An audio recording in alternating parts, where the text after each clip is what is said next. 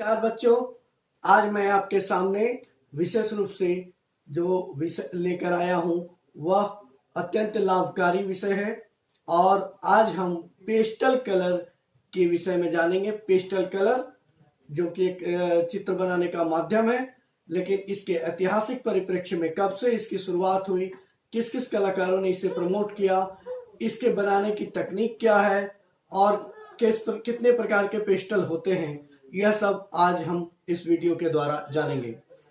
तो कला अभिव्यक्ति हेतु प्रयुक्त रंजकों से तैयार एक माध्यम के रूप में हम पेस्टल कलर को जानते हैं।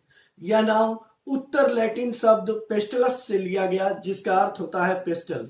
कलाकारों ने इसे पाउडर पिगमेंट यानी रंग चूर्ण और गोंद, अरेबिक गोंद खास तौर से के बंधक के साथ मिश्रित करके तैयार किया। इन्होंने मूल रंग से नरम रंग प्राप्त करने के लिए इसमें खड़िया, चौक या पाइप मिट्टी को मिश्रित किया। इससे मूल रंग की नरम रंगत प्राप्त हुई। ऐसा कहा जाता है कि उच्च पुनरुत्थान काल के विख्यात कलाकार लियोनार्डो दा विंची ने इस माध्यम में कार्य करने वाले कलाकारों में अग्रणी रहे हैं। पेस्टल का निर्माण यद्यपि 15वीं शताब्दी में हुआ, लियोनार्डो दा विंची ने 1499 में मिलान में फ्रांसीसी कलाकार जीन पेरियल से इस कला को सीखा था। पेस्टल कला 16वीं शताब्दी के कलाकारों द्वारा नियमित अभ्यास चित्र बनाने का एक माध्यम के रूप में उपयोग किया जाने लगा था। विशेषकर फेडरिको बारोकी नामक कलाकार ने ऐसा किया। रोकोको शैली के कलाकारों में इसका प्रचलन बहुधा देखा जा सकता है।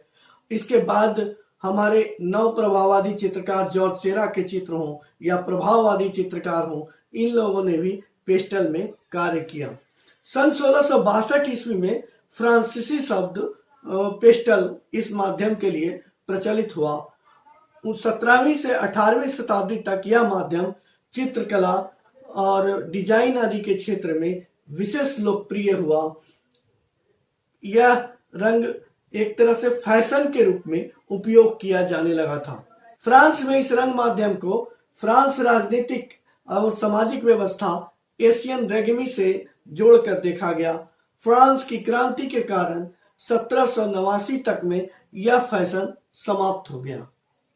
पुनः 2 शताब्दियों के बाद लगभग 1920 के दौरान संयुक्त राज्य अमेरिका में पेस्टल प्रवृत्ति पुनः जीवित हुई। ऐसा कहा गया कि इस माध्यम के मृदुतान, शांति, सुखबोधक और अवसाद मुक्त करने वाला है। सुविख्यात लेखक एफ स्कॉट फिट्जगेराल्ड ने पेस्टल फैशन काल को अपने नॉवेल द ग्रेट गैट्सबाई में एक श्रेष्ठ काल के रूप में प्रतिष्ठा दी है। भारत में भी इसी समय से इसका प्रचलन बढ़ा था। पेस्टल वस्तुतः रंग चूर्ण और बंधक या गोंद के मिश्रण से तैयार पेंसिल नुमा छड़ी के आकार का एक रंग माध्यम होता है। यह रंग चूर्ण या पिगमेंट उन्हीं रंगों के समान होते हैं जो तैल रंग में या अन्य रंगों में प्रयोग होता है। पेस्टल की छड़ें पाउडर, पिगमेंट और बाइंडर की मिश्रित रूप होती है। प्रत्येक पेस्टल की छड़ रंग चूर्ण के संयोजन और उसके चरित्र तथा गोंद के प्रकार और मात्रा के अनुसार अलग अलग प्रभाव उत्पन्न करती है। विभिन्न निर्माता कंपनियों के अनुसार भी इनके प्रभाव में अंतर होते हैं। ऐतिहासिक रूप से सूखे पेस्टल में अरेबिक ग्लू या ट्रेगाक्रैंथ गम का प्रयोग होता था, किंतु 20वीं शताब्दी में मिथाइल सेलुलोज का प्रयोग बाइंडर या बंधक के रूप में किया जाने लगा। पेस्टल के छड़ों में अक्सर चॉक, पाउडर या जिप्सम के घटक मौजूद होते हैं। पेस्टल कठोर और नरम की कई श्रेणियों में बनाए जाते हैं। कुछ कंपनियां पेपर की पतली परत को इसके स्टिक के चारों तरफ लपेट देती है, तो कुछ कंपनियां ने पेपर की लपेटने के ऊपर निर्भरता को छोड़ने के लिए और इसकी कठोर धार बनाने के लिए प्यूमिस बाइंडर का उपयोग किया, ताकि इससे एकदम स्पष्ट रेखांकन किया जा सके। पेस्टल मुख्यतः 2 प्रकार के होते हैं, ड्राई पेस्टल और oil pastel. Dry pastel media के कई भेद हैं, जिसे ड्राई पेस्टल में ही सॉफ्ट पेस्टल या मृदु पेस्टल के रूप में जिसे हम जानते हैं। यह पेस्टल सबसे ज्यादा व्यापक स्तर पर इस्तेमाल किया जाने वाला एक माध्यम है। इसके अंदर जो होता है, इस पेस्टल में, इसके स्टिक में बाइंडर कम मात्रा में दी गई होती है। इसके द्वारा रेखांकन को आसानी से बनाया और रंगों को आसानी से मिश्रित किया जा सकता है। मृदु या नरम पेस्टल से तैयार किए गए चित्र जो है उसको संरक्षित करने की विशेष आवश्यकता होती है। मृदु या सॉफ्ट पेस्टल से जो हम चित्र बनाते हैं तो वो रंग छूटने के आसार स्पष्ट होते हैं, चित्र धरातल से रंग छोड़ते हैं, झरते हैं। इसलिए उसे विशेष रूप से सुरक्षित करने के लिए कलाकार लोग उसमें कांच की 2 परतों के बीच में उसे रख करके सुरक्षित रखते हैं, या फ्रेम करके दोनों साइड में ग्लास लगाकर बीच में चित्र रखकर उसे फ्रेम करते हैं, या फिर बाजार में आजकल एक फिक्सेटिव मिल रही है रेडीमेड, तो उसका भी प्रयोग वो करते हैं। जो कलाकार फिक्सेटिव का उपयोग करते हैं, फिक्सेटिव करने के बाद उस चित्र को पुनः रिटच करने की मांग बन जाती है, क्योंकि फिक्सेटिव के प्रयोग से रंग थोड़े हल्के धूमिल हो जाते हैं और उसकी प्रकाशित वर्ण अवस्था कम हो जाती है, इंटेंसिफिकेशन कम हो जाती है। इसलिए उस पर दोबारा कलर करने की थोड़ी आवश्यकता पड़ती है। फिक्सेटिव के लिंक भी हमारे आपको इस वीडियो के डिस्क्रिप्शन में मिल जाएंगे, और कैसे फिक्सेटिव रेडीमेड उपलब्ध है। सफेद चौक के उपयोग से हल्के और उज्जवल रंग की चमक को इसमें हम दिखाते हैं। दूसरा जो प्रकार है पैन पेस्टल, यह फ्लैट कॉम्पैक्ट कुछ मेकअप सामान के साथ कम से कम बाइंडर का प्रयोग कर तैयार किए जाते हैं।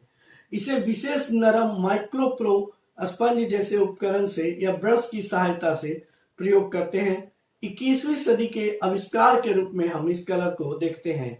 21वीं सदी के आविष्कार के रूप में हम पैन पेस्टल कलर को देखते हैं। नरम एवं कठोर पेस्टल के साथ भी हम इसका उपयोग कर सकते हैं और अलग से भी कर सकते हैं। पैन पेस्टल को भी प्राप्त करने के लिए हमने डिस्क्रिप्शन में लिंक दिया है, तो आप देख सकते हैं। पैन पेस्टल ज्यादातर मेकअप इंडस्ट्रीज में प्रयोग किए जाते हैं। इसके बाद जो पेस्टल है वो है कठोर पेस्टल।